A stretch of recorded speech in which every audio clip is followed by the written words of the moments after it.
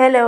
എന്ന് നേരെ അടുക്കളയിലോട്ടല്ലേ പോണേ. ഇന്ന് കുറച്ച് നേരം മുറ്റത്ത് പോയി പിള്ളേരോടെ കളിക്കാമെന്ന് വിചാരിച്ച് ചുമ്മാ രണ്ടും കൂടെ അവിടെ മഞ്ഞത്തിരുന്ന് കളിച്ചുകൊണ്ടിരിക്കും. അപ്പം ഞാൻ എന്താ ചെയ്യുന്നതെന്നൊന്ന് പോയി നോക്കി കുറച്ച് നേരം അവരുടെ കൂടെയൊക്കെ നിന്ന് കഥയൊക്കെ പറഞ്ഞ് നേരെ അടുക്കളയിലോട്ട് വന്ന്.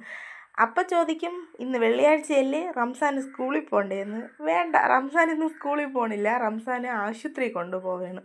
കാര്യം വേറെ ഒന്നുമല്ല, 2-3 ദിവസം മുന്നേ വേദന എടുക്കുന്നുവെന്ന് പറഞ്ഞ് കരയും. എപ്പോഴും ഫുഡ് കഴിച്ചുകൊണ്ടിരിക്കുമ്പോഴത്തേക്കും പല്ല് വേദന എടുക്കുന്നു, മോണ വേദന എടുക്കുന്നു പറയും. ഞാനും അങ്ങ് വലിയ മൈൻഡ് ചെയ്തില്ല.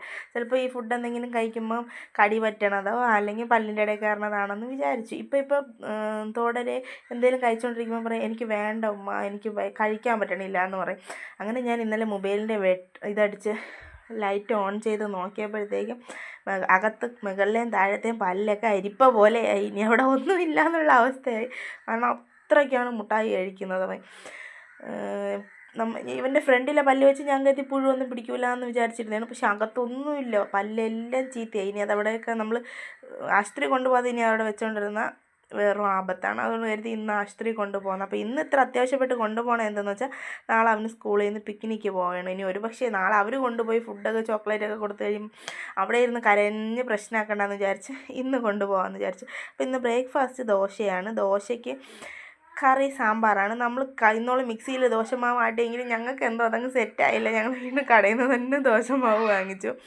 അങ്ങനെ നല്ലൊരു അടിപൊളി സാമ്പാറൊക്കെ വെച്ച് ദോശയും ചുട്ടെടുത്ത്, കൂട്ടത്തിലൊരു നെയ്യിട്ടൊരു ദോശ ചുട്ടെടുത്ത് എൻ്റെ റിതാങ്കുട്ടന് വേണ്ടിയിട്ട്. അപ്പോൾ ചോദിക്കും, റംസാൻ എന്താ നെയ്യ് ദോശ വേണ്ടതെന്നും. വേണ്ട, കാരണം ഈ നെയ്യിൻ്റെ മണം കേൾക്കുമ്പോഴേ അവൻ തിന്നണത് ഇട്ടിട്ട് ഓടും. വെറുതെ എന്തിനാണ് കഴിക്കണതും കൂടെ ഇല്ലാതാക്കണത്. അതുകൊണ്ട് റിതാങ്കുട്ടന് അവൻ മാത്രമേ അത് കഴിക്കുള്ളൂ. അവനത് ഭയങ്കര ഇഷ്ടമാണ്. നല്ല ആസ്വദിച്ച് അവൻ കഴിച്ചോളും. കറിയൊന്നും വേണ്ട നെയ്യിട്ട് കൊടുത്താൽ. പിന്നെ റിതാങ്കുട്ടന് അടുക്കളയിൽ നിന്ന് ചൂടോടെ അത് ചുട്ട് കൊടുത്ത് നേരെ ഞാനും എൻ്റെ റംസാനും കൂടെ കഴിക്കാൻ വേണ്ടിയിട്ട് വന്നിരുന്നു. ഞങ്ങൾ കുറേ കഥയും കാര്യങ്ങളൊക്കെ പറഞ്ഞ് ഫുഡൊക്കെ കഴിച്ചു.